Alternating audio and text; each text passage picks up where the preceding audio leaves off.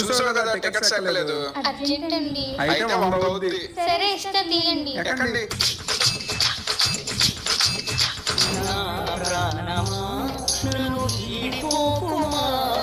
College late అవుతుందంటే ఇడు కులి సాంగ్లు ఒకటి. ఆకాశం అమ్మాయి అయితే నీలా ఉంటుందే, నీలా ఉంటుందే.